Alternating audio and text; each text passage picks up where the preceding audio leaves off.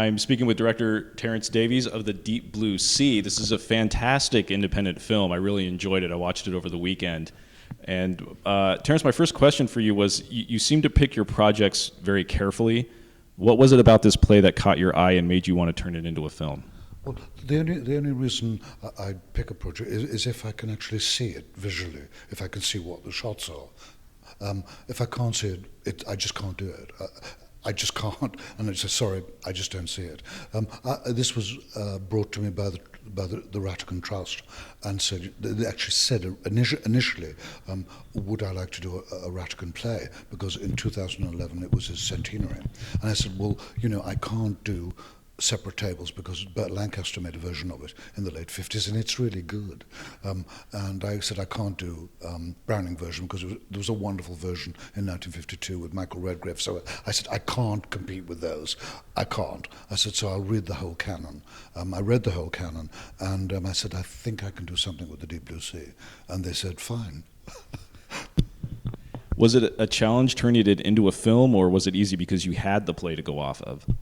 Well, it's always difficult to take source material which is not cinematic. It's the same with a novel, the same with a play.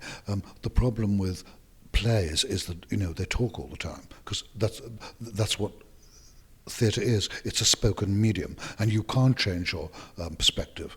Once you're in row D37, your eye can roam across the proscenium, but it can't change its position. In cinema, you can do that. You can go anywhere you like, close, far away, travelling, all that sort of thing. So it's a question of trying to get the essence of the play, what is actually the subtextual meaning of that play, and then seeing it and hearing it cinematically. That's the challenge, and that's what's always thrilling. Talk a little bit about the casting process. What did you see in Rachel Weisz that made her perfect for the role? Well, I don't go to modern cinema very much because I can't suspend my disbelief anymore. So I don't know who anybody is anymore. And I switched on the television one night because I was bored reading, and this film was already on, and I watched it for about 10 minutes, and this girl came on, this fabulous eyes, this luminosity. I thought, God, who is she? So I waited to the end of the film, and it was called Swept Up by the Sea. And I saw Rachel Weisz, and I rang my manager and said, have you heard of someone called Rachel Weisz? And he said, well, you're the only one who hasn't. I said, I think she's going to be wonderful. I said, can we send her the script? We sent her the script. She rang me. I said, I have no idea who I'll approach if you say no. Will you do it? She said yes.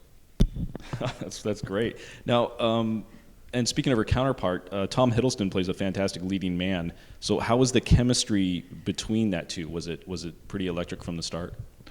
Yes, but it was difficult filling that role because a lot of young actors in England now can't do that kind of role. They can't. A simple thing like walking into a room, dropping props on the floor, sitting down and saying the first line, they really can't do it. It's quite extraordinary that they can't do it. And the other problem is that everyone, certainly in England now, wants to speak with what's called estuary English, which is a kind of Cockney, but it's really hideous. And when you say to them, no, this is received English, proper English, they take absolutely no notice of you. And so that for that part, it was hard going. But when he came in, he was able to do that. And we began reading the scenes. I thought it's him, found him.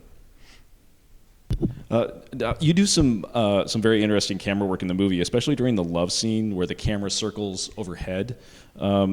Was that just an artistic choice, or were you trying to do something different? Because it really stood out. I thought it was really No, neat. what happened originally was I had imagined that it was wide shots, but from three positions on the bed and track in on them.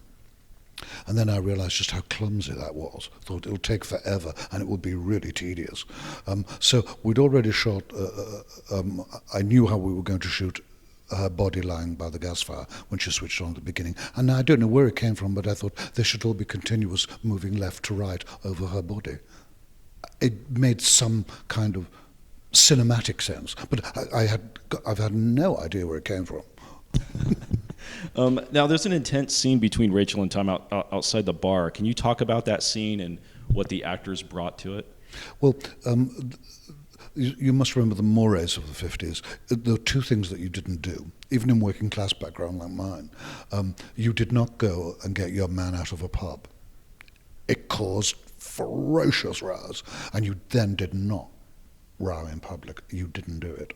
But I said to them, it's got to be ferocious. It's got to be absolutely ferocious. And in one or two of the shots, you can hear poor Tom losing his voice. It's just beginning to go. It's just beginning to rasp. But it adds something to it. I can't be bloody Romeo all the time. And he's also, you can hear his voice getting a little rough. But of course, that's what adds to it. And he was very worried about it being so ferocious. I said, but it's got to be.